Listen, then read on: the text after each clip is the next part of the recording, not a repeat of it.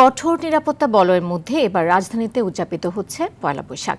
শাহবাগ ও ঢাকা বিশ্ববিদ্যালয় এলাকা সহ গুরুত্বপূর্ণ স্থানগুলোতে ছিল আইনশৃঙ্খলা বাহিনীর কড়া নজরদারি। অতিরিক্ত সদস্য মোতায়েনের মাধ্যমে এলাকা জুড়েই চোখে পড়ে বিশেষ নিরাপত্তা ব্যবস্থা।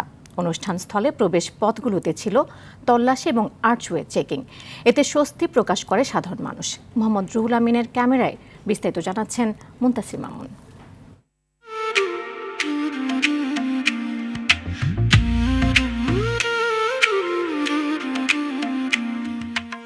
বাংলা নববর্ষের প্রথম দিন বাঙালির সবচেয়ে বড় সার্বজনীন উৎসবকে কেন্দ্র করে আনন্দে মেতে ওঠেন সারা দেশের মানুষ।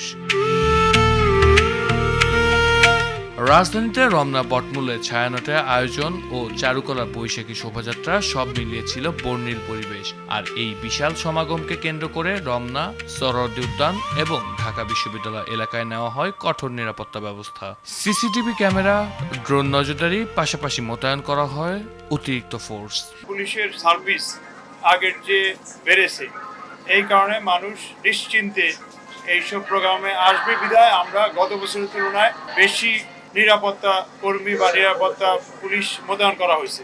আর্চওয়ে বসিয়ে গুরুত্বপূর্ণ প্রবেশগুলোতে জোরদার করা হয় তল্লাশি।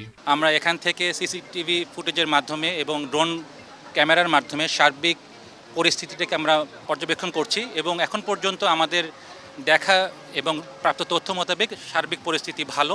নিরাপত্তা নিয়ে স্বস্তি জানিয়েছেন সাধারণ মানুষও। পরিবার পরিজন নিয়ে নির্বিঘ্নে উৎসব উপভোগ করছেন তারা। পুলিশের উপর মানুষের কিছুটা হলো আস্থা ফিরেছে, সব মিলে এবার অনেকটা বেটার ছিল। আইন শৃঙ্খলা রক্ষাকারী বাহিনীর যে কয়েক স্তর নিরাপত্তা দেখেছি আমি সকালে, আমার কাছে বেশ ভালো মনে হয়েছে।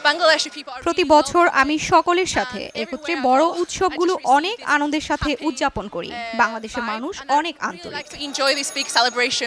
ঢাকায় ব্যবস্থা দেখে খুবই ভালো লাগছে, আর সিকিউরিটি চারদিক থেকে বেশ ভালো লাগছে। শুভ নববর্ষ।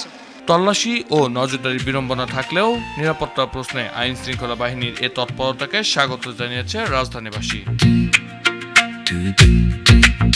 মুনতাসির মামুন, RTV, ঢাকা।